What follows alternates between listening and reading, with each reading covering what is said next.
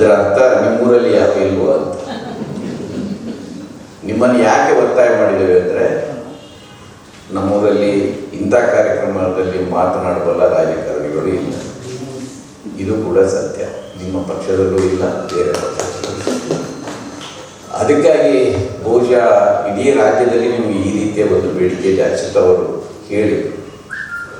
ಸಾಮಾನ್ಯವಾಗಿ ವಿವಾದಗಳು ನಮ್ಮನ್ನು ಹುಡ್ಕೊಂಡು ಬರುತ್ತೆ. ಪ್ರಿಯಾಂಕ್ ಖರ್ಗೆ ಅವರು ವಿವಾದಗಳನ್ನು ಹುಡ್ಕೊಂಡು ಬರ್ತಾರೆ. ಸಾಮಾನ್ಯವಾಗಿ ಯಾರಾದರೂ ನಮ್ಮ ಮೈ ಮೇಲೆ ಬೀಳ್ತಾರೆ, ಇವರು ಮೈ ಮೇಲೆ ಹೇಳ್ಕೊಳ್ತಾರೆ. ನಾವು ಕೂಡ ಅಂಥದೇ ಕೆಟಗರಿಯವರು ಸ್ವಲ್ಪ. ಅದರಿಂದಾಗಿ ಪ್ರಿಯಾಂಕ್ ಖರ್ಗೆ ಅವರಿಗೆ ಒಮ್ಮೆ ಖಾಸಗಿಯಾಗಿ ಮಾತಾಡುವಾಗ ಹೇಳಿದರು, ನೀವೆಲ್ಲ ನನ್ನನ್ನು ಹುರಿದುಂಬಿಸಿ ಮುಂದಿನ ಚುನಾವಣೆಯಲ್ಲಿ ನಾನು ಆರಿಸಿ ಬರದಾಗೆ ಮಾಡ್ತಾ ಇದ್ದೀನಿ ಅಂತ. ಅದು ಕೂಡ ಸತ್ಯ.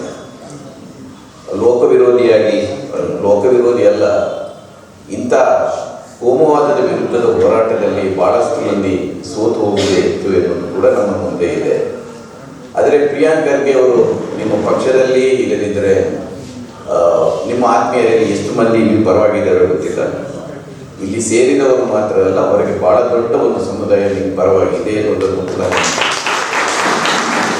ಅಂಥ ಸಂದರ್ಭ ಬಂದರೆ ನಾವೆಲ್ಲ ಬಂದು ನಿಮ್ಮ ಜೊತೆ ನಿಲ್ತೇವೆ ಎನ್ನುವುದನ್ನು ಕೂಡ ಎಲ್ಲರ ಪರವಾಗಿ ಕೂಡ ನಾನು ನಿಮಗೆ ಆಶ್ವಾಸಿಸಿದ್ದೆ. ನಮ್ಮ ನಟರ ಪೈಕಿ ಕೂಡ ನಮಗೆ ಆಹ್ವಾನಿಸ್ಲಿಕ್ಕಿರೋದು 4-5 ಮಂದಿ ಇದ್ದಾರೆ. ಭಾಳ ಡಿಮಾಂಡಲ್ಲಿ ಪ್ರಕಾಶ್ ರೈ ಅವರು ಇರ್ತಾರೆ. ಅವರು ಬಿಟ್ಟರೆ ನಮಗೆ ಕಿಶೋರ್ ಕುಮಾರ್ ಮತ್ತು ಕಿಶೋರ್ ಅವರೇ ಇರೋದು ನಮಗೆ.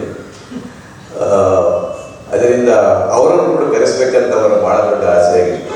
ಇರ್ಷಾದ್ ಅವರದ್ದು ಭಾಳ ಬೆನ್ನಂತೆ ಬಹುಶಃ ಅವರ ಎಲ್ಲ ಕೆಲಸಗಳ ನಡುವೆ ಕೂಡ ಬಿಡುವು ಮಾಡಿಕೊಂಡು ನಮ್ಮ ಜೊತೆ ಇರಬೇಕಂತ ಬಂದಿದ್ದಾರೆ. ಅವರ ಜೊತೆನೂ ಕೂಡ ನಾವು ಇರ್ತೇವೆ ಅನ್ನೋದನ್ನು ಈ ಸಂದರ್ಭದಲ್ಲಿ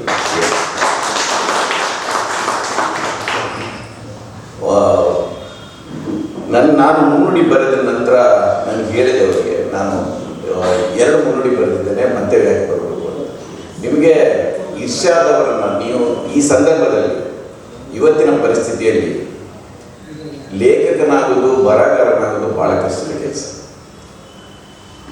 ಅದರಲ್ಲೂ ಕೂಡ ಕೋಮುವಾದಂಥ ವಿಷಯವನ್ನ, ಜಾತ್ಯತೀತ ವಿಷಯವನ್ನ, ಇಲ್ಲದ್ರೆ ಸಾಮಾಜಿಕ ನ್ಯಾಯದ ವಿಷಯಗಳನ್ನು ಬರೆಯುವುದು ಇನ್ನೂ ಕಷ್ಟ. ಅದರಲ್ಲೂ ಕೂಡ ಕೋಮುವಾದದ ವಿಷಯವನ್ನು ಒಬ್ಬ ಮುಸ್ಲಿಂ ಲೇಖಕ ಬರೆಯುವುದು ಬಹಳ ಕಷ್ಟ. ಆ ಕೋಮುವಾದದ ವಿಷಯವನ್ನು ಮಂಗಳೂರು ದಕ್ಷಿಣ ಕನ್ನಡದ ಮುಸ್ಲಿಂ ಬರೆಯುವುದು ಇನ್ನೂ ಕಷ್ಟ. ಅಂತ ದೊಡ್ಡ ಕಷ್ಟದ ಕೆಲಸವನ್ನು ಅವರು ಎತ್ಕೊಂಡು ಮಾಡಿದ್ದಾರೆ. ನೋಡಿದರೆ ನಮಗೆ ಒಂದು ದೊಡ್ಡ ಚಾಕ್ಲೇಟ್ ಇರೋ ಥರ ಕಾಣ್ತಾರೆ. ಅವರಿಗೆ 56 ಇಂಚಿನ ಎದೆ ಏನಿಲ್ಲ. ಆದರೆ ನನಗೆ ಬಹಳ ಸರಿ ಆಶ್ಚರ್ಯ ಆಗುತ್ತೆ, ಇಂಥವರಲ್ಲಿ ಆ ಶಕ್ತಿ ಎಲ್ಲಿಂದ ಬರುತ್ತೆ ಅಂತ. ಸಮಾಜದ ಮೇಲಿನ ಕಾಳಜಿ, ಒಂದು ಸೈದ್ಧಾಂತಿಕ ಬದ್ಧತೆ ಮತ್ತು ಪ್ರಾಮಾಣಿಕತೆ, ಅದು 56 ಇಂಚಿನ ಎದೆ ಬೇಕಾಗಿಲ್ಲ.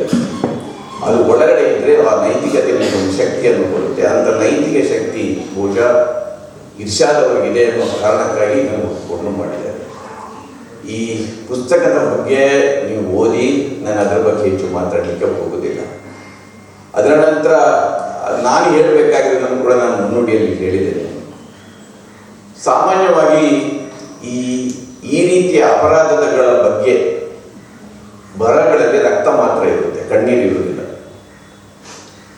ಆಮೇಲೆ ಅದನ್ನು ಅಷ್ಟು ರೋಚಕವಾಗಿ ಬರೀಲಿಕ್ಕೆ ಹೋಗ್ತಾರೆ. ಇವತ್ತು ಅಪರಾಧ ಸಂಬಂಧ ಬರಹಗಳನ್ನು ನೀವು ನೋಡಿದರೆ ಕಾಣುತ್ತೆ. ರಕ್ತದ ಕಥೆಗಳನ್ನು ಯಾವತ್ತೂ ಕೂಡ ಕಣ್ಣೀರಿನ ಕಥೆ ಹಿಂಬಾಲಿಸಿಕೊಂಡು ಹೋಗ್ತಾ ಇರುತ್ತೆ. ಕೋಮುವಾದದ ಕಥೆ ಕೂಡ ಹಾಗೆ. ರಕ್ತ ಹರಿಸಿಕೊಂಡು ಸತ್ತವರಿಗೆ ಕೂಡ ತನಗೆ ಯಾಕೆ ರಕ್ತ ಹರಿಸಿದ್ರೆ ಅನ್ನೋದು ಗೊತ್ತಿರುವುದಿಲ್ಲ. ರಕ್ತ ಅವರಿಂದ ಹರಿಸಿದವರಿಗೆ ಕೂಡ, ಕೊಂದವರಿಗೆ ಕೂಡ, ಸತ್ತವರಿಗೂ ಕೂಡ ಗೊತ್ತಿರುವುದಿಲ್ಲ, ಕೊಂದವರಿಗೆ ಕೂಡ ತಾನು ಏನು ಮಾಡ್ತಾ ಇದ್ದೀನಿ ಅಂತ ಗೊತ್ತಿರುವುದಿಲ್ಲ. ಇದರಲ್ಲಿ 13 ಜನರ ಹತ್ಯೆಯ ಪ್ರಕರಣ ಇದೆ. ಅದರಲ್ಲಿ 3 ಬಿಟ್ಟರೆ ಉಳಿದವರೆಲ್ಲರೂ ಅಮಾಯಕರು. ಅಂದರೆ ಯಾವುದೇ ಒಂದು ಕೋಮುದ, ಒಂದು ಧರ್ಮದ, ಇದರಲ್ಲಿ ಸಂಘ ಸಂಸ್ಥೆಯ ಸದಸ್ಯರಲ್ಲ. ಅವರಿಗೂ ಕೋಮುವಾದಕ್ಕೂ ಸಂಬಂಧ ಏನಿಲ್ಲ. 10 ಮಂದಿ ಸತ್ತವರು. ಆದರೂ ಅವರನ್ನು ಹತ್ಯೆ ಮಾಡಲಾಗ್ತಾ ಇದೆ. ಯಾಕೆಂದರೆ ಹತ್ಯೆ ಮಾಡುವವರಿಗೆ ಅವ್ರು ಯಾರೇ ಇರೋದು ಮುಖ್ಯ ಅಲ್ಲ, ಅವರಿಗೆ ಒಂದು ತಲೆ ಬೇಕು. ಆ ತಲೆಯನ್ನು ತುಂಬಿಸುತ್ತೆ. ಅದರಿಂದ ಇಡೀ ಕೋಮುವಾದದ ಇತಿಹಾಸವನ್ನು ನೀವು ದಕ್ಷಿಣ ಕನ್ನಡಕ್ಕೆ ಸೀಮಿತವಾಗಿ ಇಟ್ಟುಕೊಂಡು ನೀವು ನೋಡದಿದ್ದರೆ ಬಹುಶಃ ಎಲ್ಲ ಘಟನೆಗಳಲ್ಲಿ ಇಂಥದ್ದೊಂದು ನೆರೆಟಿವ್ ಅನ್ನು ಕಾಣಲಿಕ್ಕೆ ಸಾಧ್ಯ ಇದೆ. ನಾನು ದಕ್ಷಿಣ ಕನ್ನಡದವನು, ನಾನು ಅದರ ಬಗ್ಗೆ ಹೆಚ್ಚು ಮಾತಾಡಲಿಕ್ಕೆ ಹೋಗುವುದಿಲ್ಲ, ಭಾಳ ಮಾತಾಡಬೇಕು. ನಾನು ನನ್ನ ಬಾಲ್ಯದ ದಿನಗಳಲ್ಲಿ ಬಹಳ ಕಣ್ಣೀರುಗಳನ್ನು ನೋಡಿದನು. ಬಹುಶಃ ಅದೆಲ್ಲವೂ ಕೂಡ ಸಂತೋಷದ ಕಣ್ಣೀರು. ಯಾಕೆಂದರೆ ಅಲ್ಲಿ ಅಂಥ ಸಾಧನೆಗಳು ಮಾಡಿದವರು ಇವತ್ತು ಇಡೀ ದಕ್ಷಿಣ ಕನ್ನಡ ಜಿಲ್ಲೆ ಇದೆಯಲ್ಲ, ಅದು ಸರ್ಕಾರದ ಮೇಲೆ ಅವಲಂಬಿತವಾಗಿರುವುದಲ್ಲ, ಅಲ್ಲಿ ಒಂದು ಮನಿ ಆರ್ಡರ್ ಇಕಾನಮಿ ಇದೆ. ನನ್ನ ಊರಿನ ಕಥೆ ಹೇಳಿದ್ರೆ ಬಹುಶಃ 70ರ ದಶಕದಲ್ಲಿ ನನ್ನ ಊರಿನಲ್ಲಿ ಒಂದು 100 ಮನೆಗಳಿರುವ ನನ್ನ ಊರಲ್ಲಿ 1-2 ಮಾತ್ರ ಹಂಚಿನ ಮನೆ ಇತ್ತು, ಉಳಿದೆಲ್ಲವೂ ಹುಲ್ಲು ಚಾವಣಿ ಮನೆ ಆಗಿತ್ತು, ನಮ್ಮ ಮನೆ ಸೇರಿ. ಆದರೆ ಇವತ್ತು ಒಂದು 50-55 ವರ್ಷಗಳ ನಂತರ ನೋಡಿದರೆ 1-2 ಹಂಚಿನ ಮನೆ ಬಿಟ್ಟರೆ ಉಳಿದೆಲ್ಲವೂ ತಾರಸಿ ಮನೆಗಳಾಗಿವೆ. ಅಷ್ಟೊಂದು ಆರ್ಥಿಕವಾಗಿ ಅಲ್ಲಿ ಅಭಿವೃದ್ಧಿ ಆಗಿದೆ. ಆ ಅಭಿವೃದ್ಧಿಯ ಹಿಂದೆ ಒಂದು ಬಹಳ ದೊಡ್ಡ ಸಾಧಕರ ಕಥೆ ಇದೆ. ಪ್ರತಿಯೊಬ್ಬ ಊರು ಬಿಟ್ಟು ಹೊರಗೆ ಹೋದವನು ದುಡಿದು ಬಂದು ಅವನು ಮನೆ ಕಟ್ಟಿದ್ದಾನೆ, ಅಕ್ಕ ತಂಗಿಯರಿಗೆ ಮದುವೆ ಮಾಡಿದ್ದಾನೆ, ತಮ್ಮಂದಿರನ್ನು ಓದಿಸಿದ್ದಾನೆ, ತಂದೆ ತಾಯಿಗೆ ಔಷಧಿ ಕೊಡಿಸಿದ್ದಾನೆ, ಅವರನ್ನು ನೋಡ್ಕೊಂಡಿದ್ದಾನೆ. ಇಂಥ ಪ್ರತಿಯೊಂದು ಸಾಧನೆ ಮಾಡಿದಾಗ ಅಪ್ಪ ಅಮ್ಮ ಕಣ್ಣೀರು ಹಾಕಿದ್ದನ್ನು ನೋಡಿದೆ. ಅದು ದುಃಖದ ಕಣ್ಣೀರಲ್ಲ, ಅದು ಸಂತೋಷದ ಕಣ್ಣೀರು, ತನ್ನ ಮಕ್ಕಳ ಸಾಧನೆಯ ಬಗ್ಗೆ ಖುಷಿಪಟ್ಟು ಹರಿಸಿದ ಕಣ್ಣೀರು. ಇಂಥ ಕಣ್ಣೀರಿನ ಕಥೆಗಳನ್ನು ನಾನು ನೋಡಿದೆ. ಆದರೆ ಇವತ್ತು ಅದೇ ಊರಲ್ಲಿ, ಅದೇ ಹಂತದಲ್ಲಿ ಈ ಮನೆಯಲ್ಲಿ ಸಾವು ನಡೆದಾಗ ಈ ರೀತಿಯ ಕೋಪು ಗಲಭೆಗೆ ಈಡಾಗಿ ಸತ್ತವರ ಮನೆಯವರು ಕಣ್ಣೀರಾಗ್ತಾರೆ. ಅದು ಸಂತೋಷದ ಕಣ್ಣೀರಲ್ಲ, ಅದು ದುಃಖದ ಕಣ್ಣೀರು. ನಮ್ಮಲ್ಲಿ ರಕ್ತದ ಕಥೆಗಳು ಇದೆ. ನಾವೆಲ್ಲ ರಕ್ತ ಹಂಚಿಕೊಂಡು ಹುಟ್ಟಿದವರಲ್ಲ. ನಮ್ಮ ಎಲ್ಲ ಇಡೀ ದಕ್ಷಿಣ ಕನ್ನಡವನ್ನು ಮುಸ್ಲಿಮರು, ಕ್ರಿಶ್ಚಿಯನ್ರು, ಹಿಂದೂಗಳು ಕೂಡಿ ಕಟ್ಟಿದ್ದೇವೆ. ನಾವು ರಕ್ತ ಹಂಚಿಕೊಂಡು ಬದುಕಿದವರಲ್ಲದೇ ಇದ್ದರೂ ಕೂಡ ಸ್ನೇಹದ ರಕ್ತವನ್ನು ಹಂಚಿಕೊಂಡು ಬದುಕಿದ್ರು. ಇವತ್ತು ಆ ರಕ್ತ ಕೂಡ ಬೇರೆ ಕಥೆಗಳನ್ನು ಹೇಳ್ತಾರೆ. ಅದಕ್ಕಾಗಿ ಈ ರಕ್ತ ಮತ್ತು ಕಣ್ಣೀರಿನ ಈ ಕತೆ ನೀವೆಲ್ಲರೂ ಓದಬೇಕು. ನನಗೆ ಹೇಳ್ಬೋದೇ, ಈ ಹೆಸರು ಕೊಟ್ಟವನು ಕೂಡ ಕರಾವಳಿಯ ರಕ್ತ ಕಣ್ಣೀರು. ಅದರಿಂದ ದಯವಿಟ್ಟು ಈ ಪುಸ್ತಕವನ್ನು ನೀವು ಓದಿ ನಮ್ಮ ದಕ್ಷಿಣ ಕನ್ನಡವನ್ನು ಅರ್ಥ ಮಾಡಿಕೊಳ್ಳಲಿಕ್ಕೆ ಇದರಿಂದ ಸಾಧ್ಯ ಆಗ್ಬೋದು ಅಂತ ಹೇಳಿ. ನಾನು ಭಾಳ ಹೊತ್ತು ತಗೊಳ್ಳೋದಿಲ್ಲ, ಸಚಿವರಿದೆ. ನಾನು ಈ ಪುಸ್ತಕವನ್ನು ಬಿಟ್ಟು ನಾನು ಆಗಲೇ ನನ್ನ ಫೇಸ್ಬುಕ್ ಪೋಸ್ಟಲ್ಲಿ ಒಂದು ಹಾಕಿದ್ದೆ, ನಾನು ಬ್ರೇಕಿಂಗ್ ನ್ಯೂಸ್ ಕೊಡ್ತೇನೆ. ಭಾಳ ಮಂದಿ ತಮಾಷೆಗೆ ಆಗಿದ್ದೆ. ಬ್ರೇಕಿಂಗ್ ನ್ಯೂಸ್ ಏನಲ್ಲ, ಇತ್ತೀಚೆಗೆ ಮುನೀರ್ ಕಾಟಿಪಳ್ಳ ಮತ್ತು ನನ್ನ ನಡುವೆ ಕಮ್ಯುನಿಸ್ಟ್ಗೆ ಸಂಬಂಧಿಸಿದಾಗೆ ಒಂದಷ್ಟು ವಾದ ವಿವಾದಗಳಾಗಿದ್ದು, ನಾನು ಕೇರಳದ ಕಮ್ಯುನಿಸ್ಟರ ಬಗ್ಗೆ ಬರೆದೆ. ಏನೇ ಇದ್ದರೂ ಕೂಡ ಬ್ರೇಕಿಂಗ್ ನ್ಯೂಸ್ ಏನಂದರೆ, ನಾನು ಮತ್ತು ಮುನೀರು ಹಿಂದೆ ಕೂಡ ಸ್ನೇಹಿತರು, ಇಂದು ಕೂಡ ಸ್ನೇಹಿತರು, ಮುಂದೆ ಕೂಡ ನಾವು ಬದುಕಿರೋವರಿಗೆ ಸ್ನೇಹಿತರೇ ಆಗ್ಬೋದು. ಆದರೆ ನನಗೆ ಗೊತ್ತು, ಈ ಮಿತ್ರತ್ವದ ಹೇಳಿಕೆ ಬ್ರೇಕಿಂಗ್ ನ್ಯೂಸ್ ಆಗೋದಿಲ್ಲ, ಶತ್ರುತ್ವದ ಹೇಳಿಕೆಗಳು ಬ್ರೇಕಿಂಗ್ ನ್ಯೂಸ್ ಆಗುತ್ತೆ ಅನ್ನೋದು ಗೊತ್ತು. ಅದೇ ಈ ಪುಸ್ತಕ ಕೂಡ ಕಥೆಗಳು. ನಾನು ಈ ಸಂದರ್ಭದಲ್ಲಿ 2-3 ವಿಚಾರಗಳನ್ನು ನಿಮ್ಮ ಮುಂದೆ ಇಟ್ಟು ನನ್ನ ಮಾತು ಮುಗಿಸ್ತೇನೆ. ಮೊದಲನೆಯದು, ಕೋಮುವಾದದ ವಿರುದ್ಧದ ಹೋರಾಟ ಇದೆಯಲ್ಲ, ಅದು ಕರಾವಳಿಯಲ್ಲಿ ಮಾತ್ರ ಅಲ್ಲ, ರಾಜ್ಯದಲ್ಲಿ ಮಾತ್ರ ಅಲ್ಲ, ದೇಶದಲ್ಲಿ ಕೂಡ ವಿಫಲವಾಗಿದೆ ಎನ್ನುವುದು ನನ್ನ ಅದು ವಿಫಲವಾಗಿದೆ. ಅದಕ್ಕೆ ಕಾರಣಗಳನ್ನು ಆ ವೈಫಲ್ಯದ ಹೆಣವನ್ನು ಮುಂದಿಟ್ಟುಕೊಂಡು ಓದಿಸುವುದರಲ್ಲಿ ಏನೂ ಅರ್ಥ ಇಲ್ಲ. ಅದನ್ನು ಸುಟ್ಟು ಹಾಕಿ ಅದರ ಬೂದಿಯಲ್ಲಿ ಹೊಸ ಆಲೋಚನೆಗಳನ್ನು, ಹೊಸ ಕಾರ್ಯತಂತ್ರಗಳನ್ನು ರೂಪಿಸಿಕೊಳ್ಳುವ ಅಗತ್ಯ ಇದೆ. ಇದು ವಿಫಲ ಆಗಲಿಕ್ಕೆ ಮೊದಲನೇ ಕಾರಣ ಏನಂದರೆ, ನಾವು ಇದನ್ನು ಒಂದು ರಾಜಕೀಯ ದೃಷ್ಟಿಯಿಂದ ನೋಡುವುದು. ಸೆಕ್ಯುಲರ್ ಪಾರ್ಟಿಗಳ ಗೆಲುವಿನಲ್ಲಿ ಕೋಮುವಾದದ ಸೋಲಿದೆ, ಸೆಕ್ಯುಲರ್ ಪಾರ್ಟಿಗಳ ಸೋಲಿನಲ್ಲಿ ಕೋಮುವಾದದ ಗೆಲುವಿದೆ ಅಂತ ನಾವು ತಿಳ್ಕೊಂಡ್ರೆ ಕೋಮುವಾದದ ವಿರುದ್ಧದ ಹೋರಾಟವನ್ನು ಮುಂದುವರಿಸಿಕೊಂಡು ಹೋಗಲಿಕ್ಕೆ ಆಗುವುದಿಲ್ಲ. ಯಾಕೆಂದರೆ ಕರಾವಳಿಯ 2013ರಲ್ಲಿ ಇಲೆಕ್ಷನ್ನಲ್ಲಿ ದಕ್ಷಿಣ ಕನ್ನಡ ಜಿಲ್ಲೆಯ 8 ಕ್ಷೇತ್ರಗಳಲ್ಲಿ 7 ಕ್ಷೇತ್ರಗಳಲ್ಲಿ ಕಾಂಗ್ರೆಸ್ ಗೆದ್ದಿತ್ತು. ಅದರಲ್ಲಿ 4 ಅಲ್ಪಸಂಖ್ಯಾತರು, 2 ಮುಸ್ಲಿಮರು, 1 ಕ್ರಿಶ್ಚಿಯನ್ರು, 1 ಜೈನ್. ಅದರ ನಂತರ 2018ರಲ್ಲಿ 2023ರಲ್ಲಿ ಏನಾಗಿದೆ ಅನ್ನೋದು ನಮ್ಮ ಮುಂದೆ ಇದೆ. ಅಂದರೆ ಅಲ್ಲಿ ಇವತ್ತು ಗೆದ್ದವರು ಮತ್ತು ಸೋತವರ ನಡುವೆ ಸೈದ್ಧಾಂತಿಕವಾದ ಏನು ವ್ಯತ್ಯಾಸಗಳಿಲ್ಲ.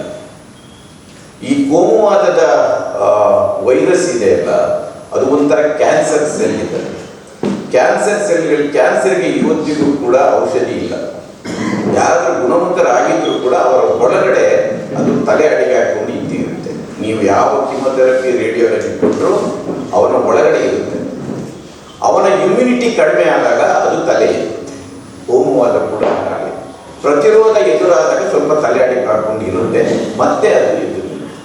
ಅದರಿಂದ ಒಂದು ಪಕ್ಷದ ಸೋಲಿನಲ್ಲಿ, ಒಂದು ಪಕ್ಷದ ಗೆಲುವಿನಲ್ಲಿ ಕೋಮುವಾದದ ಸೋಲು ಗೆಲುವಿದೆ ಅಂತ ನಾವು ತಿಳ್ಕೊಂಡು ಮುಂದುವರಿದರೆ ಕೋಮುವಾದದ ವಿರುದ್ಧದ ಹೋರಾಟವನ್ನು ಮುಂದುವರಿಸಿಕೊಂಡು ಹೋಗಲಿಕ್ಕೆ ಆಗುತ್ತೆ. ಎರಡನೇದು, ನೀವು ಕೋಮುವಾದವನ್ನು ಎದುರಿಸಲಿಕ್ಕೆ ಕೇವಲ ಚುನಾವಣಾ ರಾಜಕೀಯದ ಮೂಲಕ ಆಗೋದಿಲ್ಲ, ಅದಕ್ಕೊಂದು ಸಾಂಸ್ಕೃತಿಕ ರಾಜಕೀಯವನ್ನು ನಾವು ಕಟ್ಟಬೇಕಾಗುತ್ತೆ. ಇದನ್ನು ಬಹಳ ಹೇಳಿಕೊಂಡೇ ಬರ್ತಾ ಇದೆ. ನಾನು ದಕ್ಷಿಣ ಕನ್ನಡ ಸೀಮಿತವಾಗಿ ಹೇಳುತ್ತಿದ್ದರೂ ಕೂಡ ನಮ್ಮಲ್ಲಿರುವ ಒಂದು ಸಾಂಸ್ಕೃತಿಕ ವೈವಿಧ್ಯತೆ ಮತ್ತು ಬೇರೆ ಬೇರೆ ಪ್ರಕಾರಗಳೇನಿದೆ ಅವು ಎಲ್ಲವೂ ಕೂಡ, ಉದಾಹರಣೆಗೆ ಯಕ್ಷಗಾನ ಇರಲಿ, ಕೋಲಗಳಿರಲಿ, ಕಂಬಳಗಳಿರಲಿ, ಎಲ್ಲವೂ ಕೂಡ ಇವತ್ತು ಕೋಮುವಾದಿಗಳ ಕೈಗಳಲ್ಲಿ ಒಂದು ಹತಾರ ಆಗಿದೆ. ಅದನ್ನು ಬಳಸಿಕೊಂಡೇ ನನ್ನ ವಿರುದ್ಧ ಅವರು ಪ್ರಯೋಗ ಮಾಡ್ತಾ ಇದ್ದಾರೆ. ಇಂಥ ಸಂದರ್ಭದಲ್ಲಿ ನಾವು ಸಾಂಸ್ಕೃತಿಕ ರಾಜಕಾರಣವನ್ನು ಮತ್ತೆ ಮುರಿದು ಕಟ್ಟುವ ಒಂದು ಪ್ರಯತ್ನವನ್ನು ನಾವು ಮಾಡಲೇಬೇಕಾಗುತ್ತೆ. ಇಲ್ಲದಿದ್ದರೆ ಕೋಮುವಾದವನ್ನು ಎದುರಿಸಲಿಕ್ಕೆ ಆಗುವುದಿಲ್ಲ. ನನಗೆ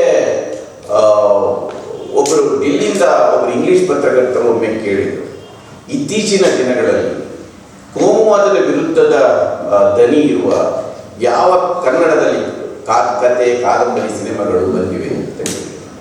ನಾನು ಸುಮ್ಮನೆ ಯೋಚನೆ ಮಾಡಿದರೆ ನನಗೆ ಹೆಚ್ಚು ಉಳಿಯಲಿಲ್ಲ. ಯಾವ ಬಿ ಸುರೇಶ್ ಅವರು ಮಾಡಿದ ಒಂದೆರಡು ಸಿನಿಮಾಗಳನ್ನು ಬಿಟ್ಟರೆ ನಮಗೆ ಇತ್ತೀಚಿನ ದಿನಗಳಲ್ಲಿ ಕೋಮುವಾದ ಅಂತ ಒಂದು, ಈಗ ಅಸ್ಪೃಶ್ಯತೆ ವಿರುದ್ಧ, ಅಸಮಾನತೆ ವಿರುದ್ಧ ಬಹಳಷ್ಟು ಕೃತಿಗಳು ಬಂದಿದೆ. ಆದರೆ ಕೋಮುವಾದದ ವಿರುದ್ಧದ ಧ್ವನಿ ಇರುವ ಕೃತಿಗಳು ನಮ್ಮಲ್ಲಿ ಹೆಚ್ಚು ಇವತ್ತಿಗೂ ಬಂದಿಲ್ಲ. ಹೆಚ್ಚು ಸಿನಿಮಾಗಳು ಬಂದಿವೆ. ಉದಾಹರಣೆಗೆ ತಮಿಳು ಮತ್ತು ಮಲಯಾಳಂ ಸಿನಿಮಾಗಳನ್ನು ನೋಡಿದರೆ ಕನ್ನಡದಲ್ಲಿ ಎಷ್ಟು ಬಂದಿವೆ.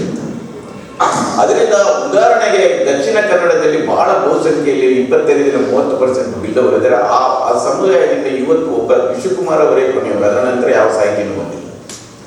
ಬಹಳ ದೊಡ್ಡ ಸಂಖ್ಯೆಯಲ್ಲಿ ಮಗುವಿನ ಸಮುದಾಯ ಇದೆ. ಮಗುವಿನ ಸಮುದಾಯದ ಲೇಖಕರು ಯಾರಂತ ಯೋಚನೆ ಮಾಡಿದರೆ ನಮ್ಗೆ ಹೊಳೆಯಲಿಲ್ಲ, ಅಂದರೆ ಬಂದಿಲ್ಲ. ಮುಸ್ಲಿಮರಲ್ಲಿ ಬಂದಿದೆ. ಮುಸ್ಲಿಮರಲ್ಲಿ ಬಹಳ ದೊಡ್ಡ ಉತ್ಸಾಹ ಬಂದಿದೆ ಲೇಖಕರು.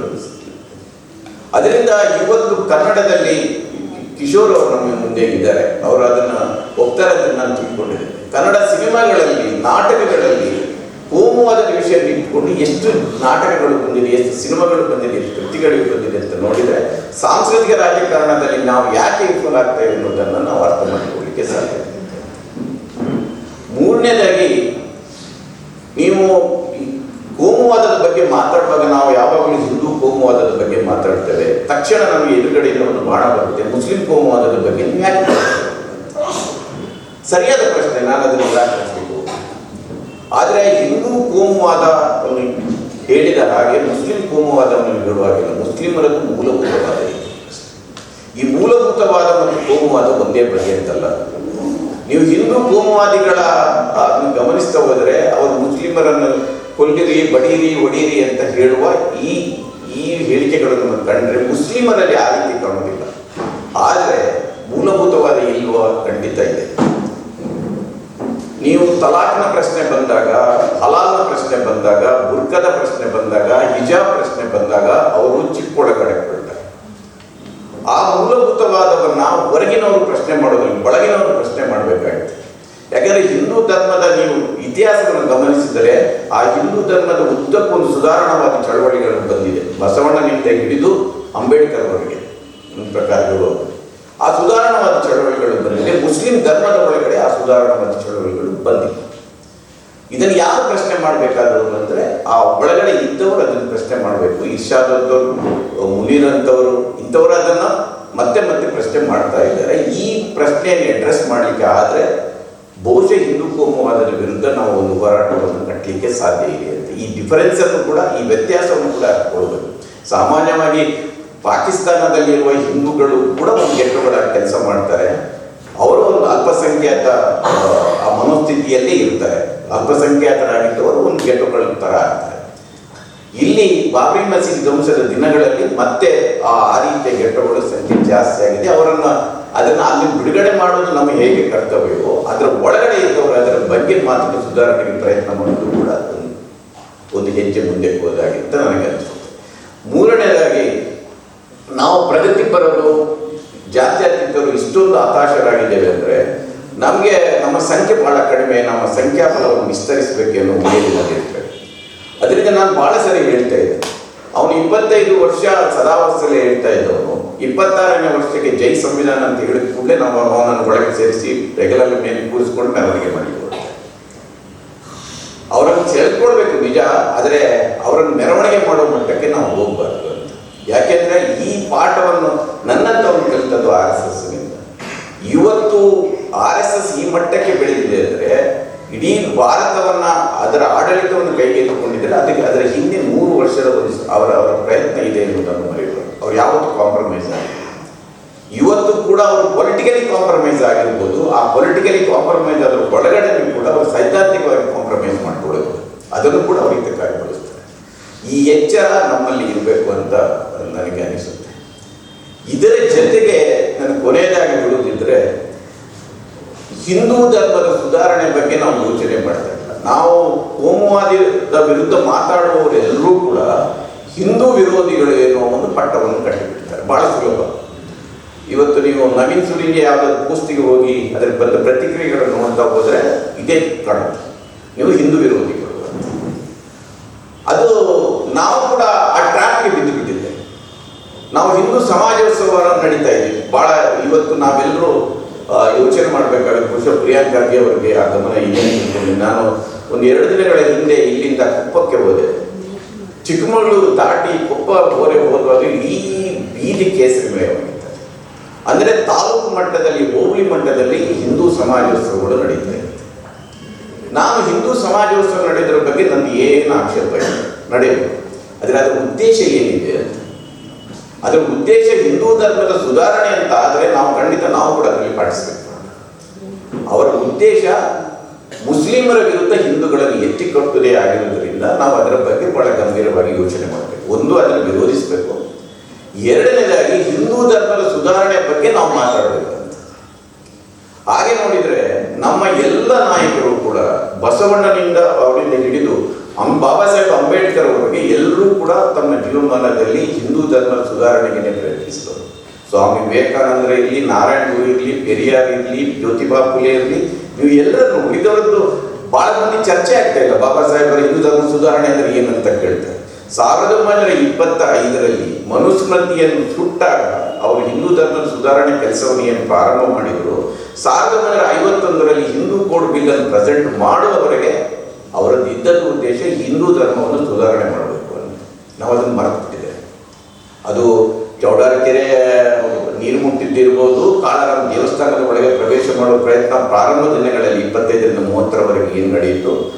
ಅದರ ನಂತರ ಕೊನೆಗೂ ಕೂಡ ಅವರು 51ರಲ್ಲಿ ಹಿಂದೂ ಕೋಡ್ ಬಿಲ್ ಏನಿದೆ ಅದು ಹಿಂದೂ ಧರ್ಮದ ಸುಧಾರಣೆಗಾಗಿ ಮಾಡಿದ ಪ್ರಯತ್ನ. ಅದು ಕಟ್ಟಕಡೆಯ ಪ್ರಯತ್ನ. ಯಾಕೆಂದರೆ ಈ ಹಿಂದೂ ಧರ್ಮದ ಒಳಗೆ ಬಹಳ ದೊಡ್ಡ ಮೆಜಾರಿಟಿ ಅಸ್ಪೃಶ್ಯತೆ.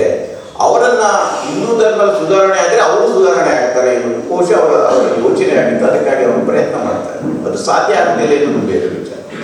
ಅದರಿಂದ ಆ ಎಲ್ಲರೂ ಸ್ವಾಮಿ ವಿವೇಕಾನಂದರಲ್ಲಿ, ನಾರಾಯಣ ಗುರುಗಳಿರಲಿ, ಪೆರಿಯಾರ್ ಇರಲಿ, ಜ್ಯೋತಿಬಾ ಫುಲೆ ಇರಲಿ, ಸ್ವಾತಂತ್ರ್ಯ ನಂತರದ ದಿನಗಳಲ್ಲಿ ಹಿಂದೂ ಧರ್ಮದ ಸುಧಾರಣೆ ಬಗ್ಗೆ ಯಾರು ಮಾತಾಡ್ತಾರೆ.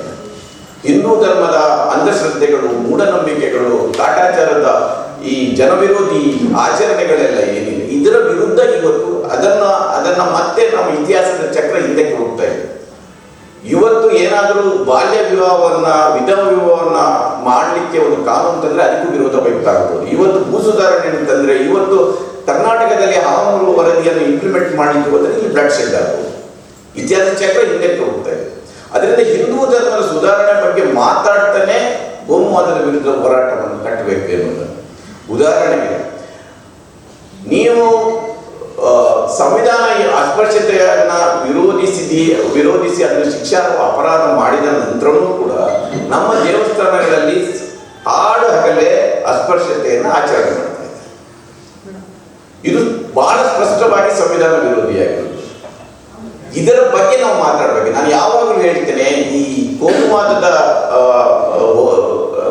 ಹೋರಾಟ, ಕೋಮುವಾದದ ಈ ಮೆರವಣಿಗೆಗಳು ಏನು ನಡೀತಿದೆ ಅದರ ಹಿಂದೆ ನೀವು ಜಾತಿಯ ಪ್ರಶ್ನೆ ಎದುರಿಗಿಟ್ಟರೆ ಅವ್ರು ಓಡಿ ಹೋಗ್ತಾರೆ.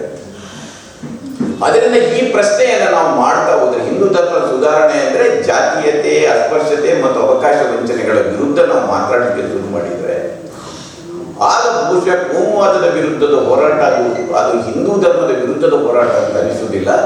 ಆಗ ಬಹಳ ದೊಡ್ಡ ಮಟ್ಟದ ಒಂದು ಬೆಂಬಲ ನಮಗೆ ಸಿಗುವುದೇನೋ ಅಂತ, ಇದರ ಬಗ್ಗೆನೂ ಕೂಡ ನಾವು ಯೋಚನೆ ಮಾಡಬೇಕಾದ ಕಾಲ ಬಂದಿದೆ ಅಂತ ನಾನು ತಿಳ್ಕೊಂಡಿದ್ದೇನೆ. ಉಳಿದವರು ಮಾತಾಡಲಿಕ್ಕೆ ನನಗೆ 15 ನಿಮಿಷ ಮಾತಾಡಿದ್ದಾರೆ, ಅದರಿಂದ ಕಾಲ ಮುಗಿದಿದೆ ಅಂತ ಅನಿಸುತ್ತೆ ನನಗೆ. ಅದರಿಂದ ಈ ಕೋಮುವಾದದ ವಿರುದ್ಧದ ಹೋರಾಟವನ್ನು ನಾವು ಈ ರೀತಿ ಮುನ್ನಡೆಸಲಿಕ್ಕೆ ಮತ್ತೆ ಒಂದು ಕೂತು ಚರ್ಚೆ ಮಾಡಿ ಇದನ್ನು ಮಾಡಬೇಕಾದ ಅಗತ್ಯ ಇದೆ ಅಂತ ನಾನು ತಿಳ್ಕೊಂಡಿದ್ದೇನೆ. ದಕ್ಷಿಣ ಕನ್ನಡ ಜಿಲ್ಲೆಯಲ್ಲಿ ಬಹಳ ಮುಖ್ಯವಾಗಿ ನಮ್ಮನ್ನು ಕೋಮುವಾದದ ಪ್ರಯೋಗಶಾಲೆ ಅಂತ ಹೇಳುವ ಈ ದಕ್ಷಿಣ ಕನ್ನಡ ಜಿಲ್ಲೆಯನ್ನು ಅದರಿಂದ ಅದು ಜಾತ್ಯತೀತರ ಪ್ರಯೋಗಶಾಲೆಯಾಗಿ ಪರಿವರ್ತಿಸಬೇಕಾದ ಅಗತ್ಯ ಇದೆ ಅಂತ ನಾನು ತಿಳ್ಕೊಂಡಿದ್ದೇನೆ. ಅಲ್ಲಿ ನಾವು ಯಾವ ಪರಿಸ್ಥಿತಿಯಲ್ಲಿ ಇದ್ದೇವೆ ಅಂದರೆ, ನಮ್ಮ ಭರವಸೆ ಇವತ್ತು ನಮಗೆ ಕಣ್ಣಿಗೆ ಕಾಣುವ ಈ ಪರಿಸ್ಥಿತಿ ಅಲ್ಲ, ಭವಿಷ್ಯದ ಬಗ್ಗೆ ಆತಂಕ ಆಗ್ತಾ ಇದೆ. ಯಾಕೆಂದರೆ ನಾವೆಲ್ಲರೂ ಏನು ತಿಳ್ಕೊಂಡಿದ್ದೇವೆ ಅಂದರೆ, ಈ ಎಲ್ಲ ಕೆಡುಕುತನ ಏನಿದೆ ಇದನ್ನು ಒಂದು ಶಿಕ್ಷಣವನ್ನು ನಮ್ಮ ಕೈಗೆ ಸಿಕ್ಕರೆ, ಶಿಕ್ಷಣ ಎಲ್ಲರಿಗೂ ಮುಟ್ಟಿದ್ರೆ ಇದರಿಂದ ನಾವು ಪಾರಾಗ್ಬೋದು, ಈ ಕೆಡುಕನ್ನು ನಿವಾರಿಸ್ಬೋದು ಅಂತ ಬಾಬಾ ಸಾಹೇಬರು ಅದನ್ನೇ ಹೇಳ್ತಾರೆ, ಶಿಕ್ಷಣ ಸಂಘಟನೆ ಹೋರಾಟ ಅಂತ. ಆದರೆ ನೀವು ಯಾವ ಕೋಮುವಾದಿಗಳನ್ನು ತೆಗೆದುಕೊಂಡು ನೋಡಿದ್ರು ಅವರು ಅಶಿಕ್ಷಿತರಲ್ಲ, ಎಲ್ಲರೂ ಶಿಕ್ಷಿತರು, ಗ್ರ್ಯಾಜುಯೇಟ್ಗಳು, ಡಬಲ್ ಗ್ರ್ಯಾಜುಯೇಟ್ಗಳು, ಇಂಜಿನಿಯರ್ಗಳು, ಡಾಕ್ಟರ್ಗಳು, ಇಂಥವರ ಇರುವುದರಿಂದ ಶಿಕ್ಷಣದ ಮೇಲಿನ ಭರವಸೆಯನ್ನು ಕೂಡ ಕಳ್ಕೊಂಡು ಇದನ್ನು ಬೇರೆ ಏನು ಭರವಸೆ ಉಳಿದಿಲ್ಲ ನಮಗೆ. ಅಂಥ ಒಂದು ಅನಾಥ ಸ್ಥಿತಿ ಇವತ್ತು ನಮ್ಮ ಸಮಾಜದ ಮುಂದೆ ಇದೆ. ಅದರಿಂದ ಈ ಎಲ್ಲ ಸವಾಲುಗಳನ್ನು ನಾವು ಮುಂದಿಟ್ಟುಕೊಂಡು ಮುಂದಿನ ಹೋರಾಟವನ್ನು ನಡೆಸಲಿಕ್ಕೆ ಬಹುಶಃ ಇರ್ಷಾದ್ ಅವರು ನೀವು ಪುಸ್ತಕ ಓದಿದರೆ ಇವತ್ತಿಗೂ ಕೂಡ ಹಳೆಯ ದಕ್ಷಿಣ ಕನ್ನಡದ ಆ ಸೌಹಾರ್ದತೆಯ ಪರಂಪರೆ ಇನ್ನೂ ಜೀವಂತವಾಗಿದೆ ಎನ್ನುವ ಒಂದು ನೋಟದಲ್ಲಿ ನಮಗೆ ಸಿಗುತ್ತೆ. ಮೆಜಾರಿಟಿ ಜನ ಅವರು ನಾನು ಯಾವಾಗಲೂ ಹೇಳುವ ಮಾತು, ಸಜ್ಜನರು ಬಹಳ ಸಂಖ್ಯೆಯಲ್ಲಿದ್ದಾರೆ, ದುರ್ಜನರು ಕಡಿಮೆ ಸಂಖ್ಯೆಯಲ್ಲಿದ್ದಾರೆ, ಸಜ್ಜನರು ಮೌನವಾಗಿರ್ತಾರೆ, ದುರ್ಜನರು ಬೊಬ್ಬೆ ಆಗ್ತಾರೆ. ಅದರಿಂದ ನಮಗೆ ಹಾಗೆ ಕೇಳುತ್ತೆ. ಕರ್ನಾಟಕದಲ್ಲಿ ಯಾವತ್ತೂ ಕೂಡ ಕೋಮುವಾದಿ ಪಕ್ಷ ತನ್ನ ಬಲದಿಂದ ಅಧಿಕಾರಕ್ಕೆ ಬಂದದಿಲ್ಲ, ಬಹುಶಃ ಮುಂದೇನೂ ಬರುವುದಿಲ್ಲ. ಅದು ಬರದೇ ಇದ್ದರೆ ಅದಕ್ಕೆ ಕಾರಣ, ಅದು ಒಂದೊಮ್ಮೆ ಬಂದರೆ ಅದಕ್ಕೆ ಕಾರಣ ನಾವು ಹೊಣೆ ಆಗ್ತೇವೆ.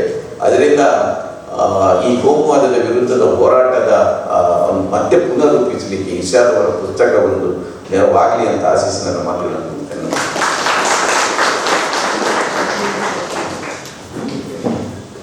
ಕೋಮುವಾದದ ನೆಲೆಗಟ್ಟಿನಲ್ಲಿ ರಾಜಕೀಯದ ಹೆಚ್ಚಿನ ವಿಡಿಯೋಗಳಿಗೆ ಪ್ರತಿಧ್ವನಿ ಯೂಟ್ಯೂಬ್ ಚಾನೆಲ್ ಸಬ್ಸ್ಕ್ರೈಬ್ ಮಾಡಿ, ಬೆಲ್ ಐಕಾನ್ ಕ್ಲಿಕ್ ಮಾಡಿ.